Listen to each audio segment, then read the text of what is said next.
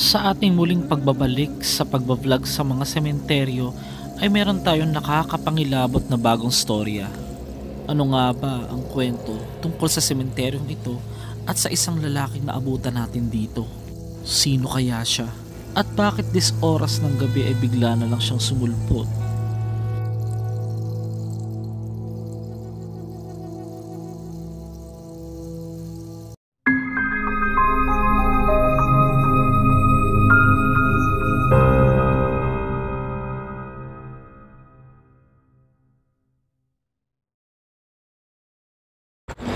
Welcome back again to our channel mga master. Ito na naman ako mag-isa sa sementeryo Master Gala. Ngayon, samahan niyo po ako sa ating pagpapalipas ng gabi dito. Hindi naman tayo mag-overnight pero isa ito sa weirdong sementeryo na napuntahan ko po. Matagal na. At dito po sa Cebu, ito ay tinatawag na Cebuonga Public Cemetery. So ano bang meron?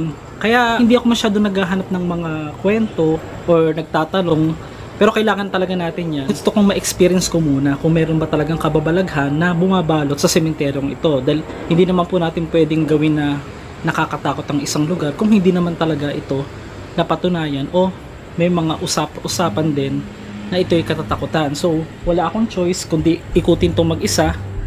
Tara na. At sana kung bago ka lang dito sa channel natin, malakas ang loob mo, samahan mo ako dahil hindi lang naman ako ang malakas ang loob. Alam ko, mas marami pa sa inyo, mga subscriber natin, ang mas malakas pa ang loob kaysa sa akin. Tara, kung ako nga kaya kong ikutin ito mag-isa mga master eh. So baka naman kaya mong panoorin ito mag-isa. Charot. So iyan, mapapansin nyo rito, meron ako dito nakita kasi ito yung pagbablagan namin sana ni Boy Tapang. Di umano, mga master, meron lang nag-PM sa akin. Dito daw matatagpuan yung nag-viral sa TikTok na nagpahinga lang daw na magjowa. Andito na kami sa sementeryo, sa payapang lugar. Diba? Grabe, no? So, bago natin hanapin yon ay samahan nyo muna kung ikutin ang sementeryong ito. Tignan nyo to guys, oh. Actually hindi pa ito yung pinaka creepy part. Pupunta tayo doon kasi doon yung part na mas creepy, yung pinaka mga puntod. Kasi iniligay sila sa parang mga box type, maliliit lang. So far nakita nyo naman wala akong kasama. Maganda lang po yung camera natin, mataas yung ISO. So kaya maganda yung kuha ng ating vlog, maliwanag. Pero 6:30 na po ng gabi. Yan. Magsi 6:40 na. Tinatayang itinayo ang sementeryong ito sa pagitan nga ng 1930s or 1940s. Ayon sa ilang nakausap natin, ang talagang nag-agaw pansin sa akin dito ay yung parang mga puntod dito na mistulang nakalagay sa box na maliliit. At ang sabi nga nila, ito raw yung mga remains ng mga tao nga na hindi na rin na-claim ng ibang kamag-anak. Kung titignan mo isa-isa ang mga ito ay para bang isang tao lang ang nakalibing dyan. Pero minsan meron dyang inilibing na pinagsama, mga 3 pamilya, 3 tao, 4 na tao. Minsan nga ay inaabot pa nga ng 5 tao ang nakikita ko dyan. Sa dami nga nung napuntahan ko sementeryo ay ito yung isa sa pinakamaraming puntod na nakita ko na ganitong style ang kanilang paglilibing. Medyo something creepy kung titignan mo, pero kung iisipin mo naman talaga, ang mga taong ito ay talagang minsan ding nabuhay sa mundo. Shoutout po pala sa lahat ng nandyan sa screen. Binabati ko kayo ng maligayang pagbabalik sa ating channel. Bilang suporta ay patuloy nyo akong yun ang pinagtitibag ko. Samahan. Ano pangalan nila? 1920. Ang dami. Patuloy nyo akong samahan. Ito guys, so ito yung gusto kong balikan sa loob. Dahil napaka creepy nito, parang hindi ka makahinga sa loob niyan. Sabi ko nga sa inyo,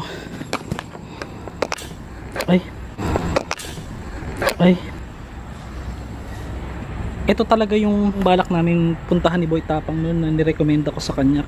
So ayan, naihi si Master. Master, mag-ingat ka dyan ha, baka tutupain titi mo dyan. Umupo ka, Master. Si Master Gala na paihi sa takot. Ayun o. Ilawan mo nga. Master, ingat ka dyan ha, baka...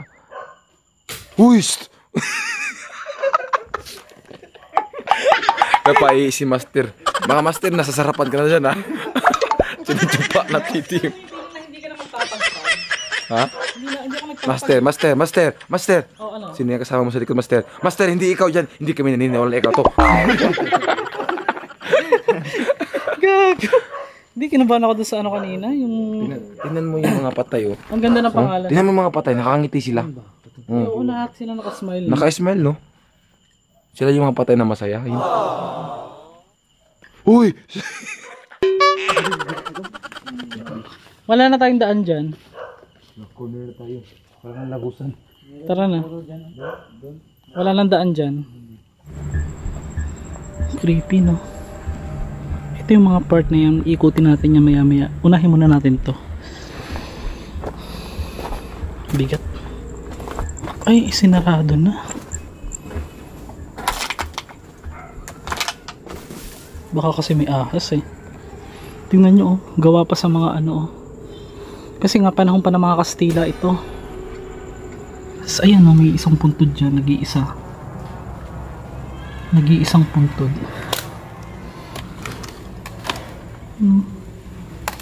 Maganda eh. Maganda itong gawing ano. Hindi ko alam kung anong tawag dyan sa... Master Gala, ba't pa ulit-ulit yung mga vlog mo? Eh, malaya naman po tayo. Kagaya po ng...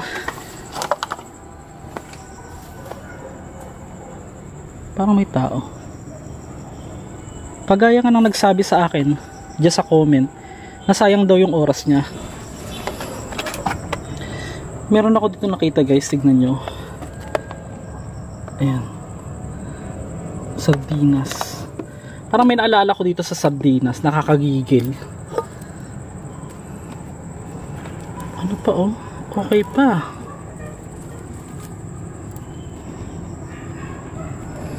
So guys. Ito oh, nakita ko sa Nitso sa ibabaw. Shout out pala, family brand sardines. Baka naman. Ito, nakita mo galing to sa Nitso, 'di ba? Dinadala pa ng may-ari para ibigay dito sa namatay. Baka paborito niya. Maraming Pilipinong paborito natin na sardinas, pero may isang panirang hinabaluta, isang panirang bruha na ginagawa ng content ng sardinas at diring-diri siya. Alam niyo na 'yun, hindi na ako magsasabi. Pero ipapakita ko dyan sa screen yung ginagawa niya, 'di ba? Reaction ito. Kasi naka-live yung post mo. So magre-react ako sa iyo. Hindi kita sisiraan dahil alam kong sirang-sira ka na sa tao. Hindi maganda ginagawa mo, girl. Oo. Ehemplo ka pa man din ng LGBT, pero yung ginagawa mo is panira sa LGBT group. Oo. Imbis na gumawa ka ng matinong content, yung ginagawa mo, nadidiri ka sa ano, sa saging na saba na may bagoong. Ano bang nakakadiri diyan? Pagkain yan, girl. Unang-una, alam mo naman pala sa hindi mo na nagustuhan yung amoy, wag mo na lang kainin, 'di ba? At inamoy mo pa, pinilit mo pang kainin para lang sa kagagahan mo. So, tayo mo, inilalagay po sa Nitso ang mga sardinas, tapos gagawan lang ng content. Ang gaga na yan, di ba, ka-high blood? Hindi ka na nga maganda, ang pangit pa ng ugali mo. Ako, aminado naman ako na hindi ako mahilig sa sardinas. Pero, yung the way na babuyin mo, magsalita ka lang kung ano-ano na parang nandidiring-diri ka sa sardinas. Una, pandirihan natin yung ugali natin kung ganyan.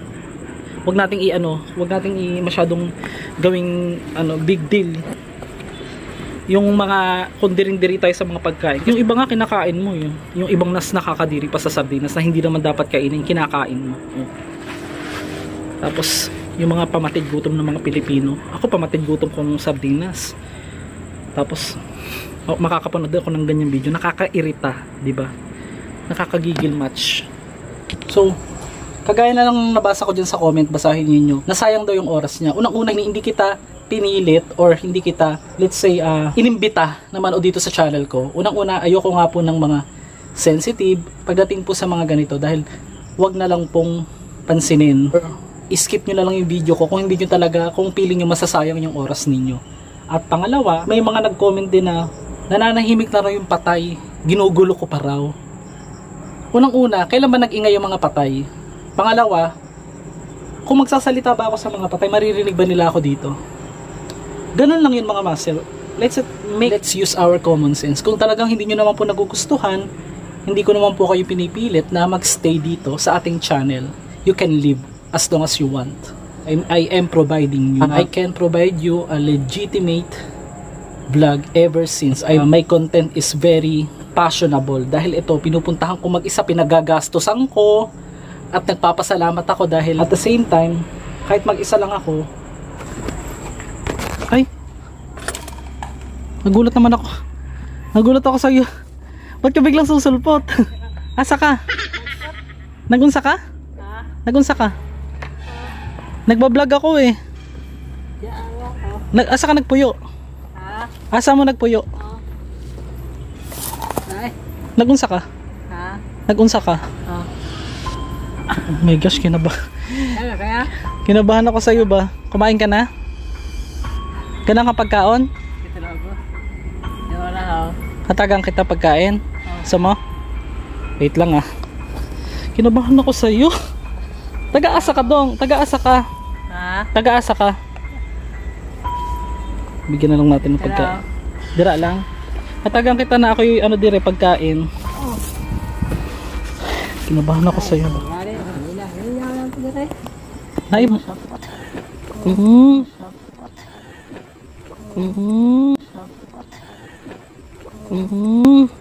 Ba't bigla ko?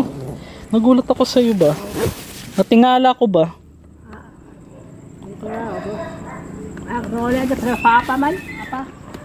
Ang papa mo? Teka lang, ang tanong, nandito pa ba yung aking pagkain?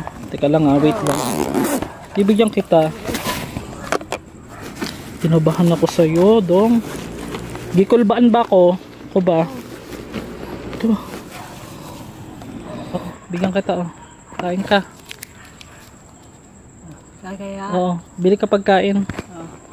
Gamay lang yan, ha? So guys, na-interrupt yung vlog. Na-interrupt yung vlog ko, pasensya na. Kinabahan ako dito kay kuya. Unsa? Naglinis ka dire. Naglimpyo. Okay. Pila na edad mo? Rande. Pila na edad mo? Ha? Pila na edad mo? Oh. Ano, Rande? Rande. Ano? Oh. Kung sa'yo pangalan mo? Rande. Sandy? Oh. Ikaw? Ako, Master Gala. Oh. Pila na edad mo? Pila na edad mo? Ilang taong ka na? Size. 16. Sana all. Oh. Sige, sige. Kaya na. Sampang ko. O sige na, punta ka na doon. Oo. Oh. Bili ka na pagkain mo. Gihatagan na kita. Tulay. Oh, palit ka muna pagkain. Kinakabahan ako sa iyo. Kita Katol. Tingtula sampot. Oo, sige, sige. Sila ko. Sige na, punta ka na. Oo. Kaya mag-vlog pa ako dire. Punta, bili ka na doon. Palit na kapag kaon. Oh. Diyos mio. Okay mo. Sige na. Okay. Oo. Adto na dito. Palit na pagkaon. Salamat kayo Oo, welcome. Kain ka. Okay. Mario Joseph. Kinabahan ako guys. So ito yung sinasabi ko mga nasa box. Pagka ganyang senaryo, anong gagawin nyo guys? Siyempre hindi natin kilala yung tao. Tapos mag-isa lang tayo. Ako pagka ganyan, ano na agad yung isip ko, naka-ready na agad. Pero napansin ko naman, mukhang hindi naman siya hindi naman siya masyadong agresibo or what. Mapapansin nyo naman guys. Kinabahan ako talaga. So, maya hanapin na natin yung moving on. Ito sinasabi ko sa inyo. Yung mga buntod dito. Ano, may mga buto pa ng tao. Ito yung sinasabi ko guys na weirdo siya. Alam niyo kung bakit? Para siya nakalagay nga sa box. Tapos wala ako sa kailangan ko pa rin mag-stay kasi para matapos yung vlog eh. Ay! Yun na naman. Kay aso pala. So ang sabi dito doon nagpunta yung magjowa, nagpahinga. Pwede naman pala magpahinga sa sementeryo, no?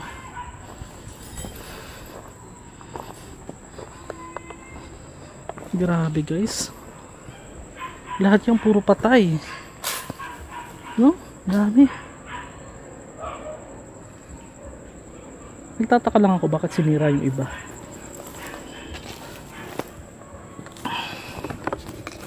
Pinagpawisan ako doon kay kuya. So pagka ganun nangyayari guys, aalis na ba kayo? Ako hindi. Depende kung okay naman. So binigyan natin ng pang food para makaalis na. Kasi gusto kong matapos yung vlog. Ngayon meron pa nagsabi na balik tayo doon kasi nawala ako. Sabi niya, yung ginugulo ko rin. Unang-una yung intensyon ko na sinasabi mo manggulo ay hindi po. Iba po yung tao na napapanood nyo lang, nakikita nyo lang kaysa sa makasama nyo sa personal. Marami pa akong kaibigan na patuloy po nagmamahal sa akin dahil hanggang ngayon kahit yung mga subscribers natin dyan, deep in my heart nire-respeto ko ang kanilang kinalalagyan at pinapahalagahan ko rin kasi most of all napupunta ko sa sementeryo hindi na po talaga napapahalagahan ang kanilang mga kinalalagyan. Sabi sa akin dito lang daw banda yun. Actually galing ako kanina dito, maliwanag pa. Hinahanap ko dito siguro. Grabe ka creepy, no?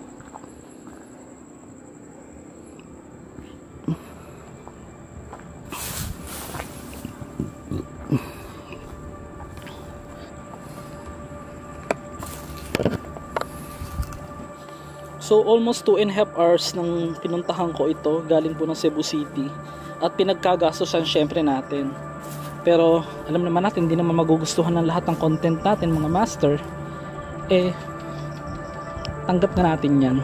Kahit ikaw pa pinakamabuti, pinakamabait na tao sa buong mundo, may mga taong hindi ka magugustuhan. Andito na kami sa sementeryo, sa payapang lugar. Hindi, joke lang. Dinala namin 1 taon nang patay yung kuya ko. Iniintay namin si mga mama ko. Nauna lang kami dito.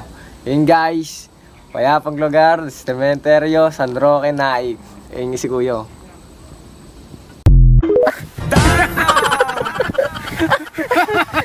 Wow, mali ka ba mga master? Hindi, nagpahinga lang naman talaga sila. Huwag nating masyado binibigyan ng meaning, di ba?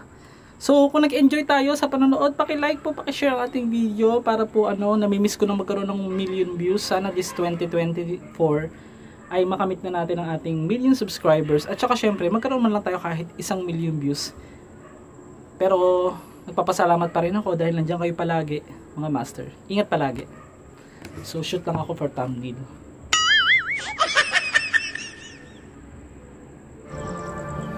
So, hanggang dito na lang ang ating vlog. Maraming salamat sa inyong walang sawang support kay Master G. Ingat kayong palagi mga master. At magkita-kita tayo sa susunod pa. At marami pang mga video darating na hindi lang po sementeryo. Sinisikap natin mapuntahan at maikot ang buong Pilipinas at sa susunod ay international naman na tayo. Diba? Para bongga.